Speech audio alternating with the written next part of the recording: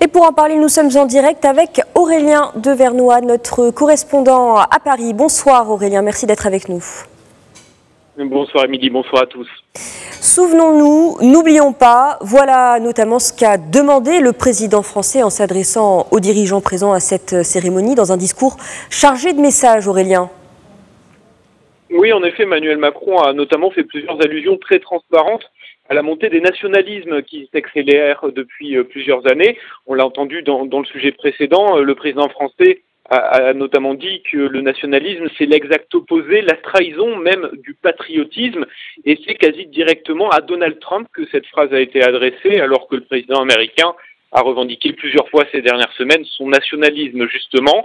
Emmanuel Macron a également dénoncé les contre-vérités et les injustices qui alimentent, selon lui, extrémisme et obscurantisme, tout en plaidant, vous le disiez, Émilie, que le souvenir des guerres mondiales reste dans la mémoire collective. Il faut repousser la tentation du repli, de la violence et de la domination, a affirmé le président français, sans que son discours ait eu l'air de beaucoup convaincre un certain nombre de chefs d'État présents, et en premier lieu Donald Trump.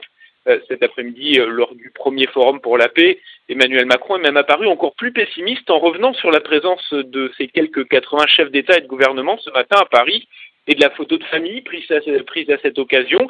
Est-ce que cette image restera comme un symbole d'une paix durable ou comme la photographie d'un dernier moment d'unité avant que le monde ne sombre dans un nouveau désordre, s'est demandé le président français.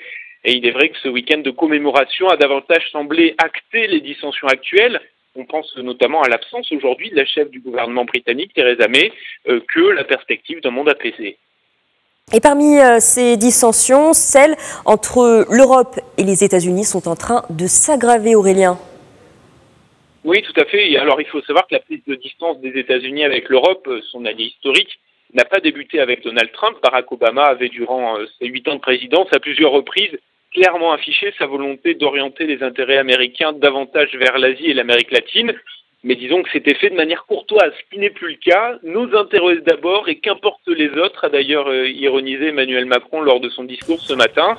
Ce week-end, Donald Trump, qui a en plus vécu une semaine délicate aux États-Unis avec une défaite politique lors des élections de mi-mandat, a montré toutes les facettes de sa mauvaise humeur et de sa mauvaise volonté lors de son déjeuner avec Emmanuel Macron hier tout d'abord, où il affichait un air, on va dire, maussade, puis lors du dîner donné au musée d'Orsay où il a préféré entrer par une porte dérobée, avant d'arriver en retard à la cérémonie à l'Arc de Triomphe ce matin, puis au déjeuner de travail à l'Élysée, sans compter, vous le disiez tout à l'heure, son boycott du Forum pour la paix.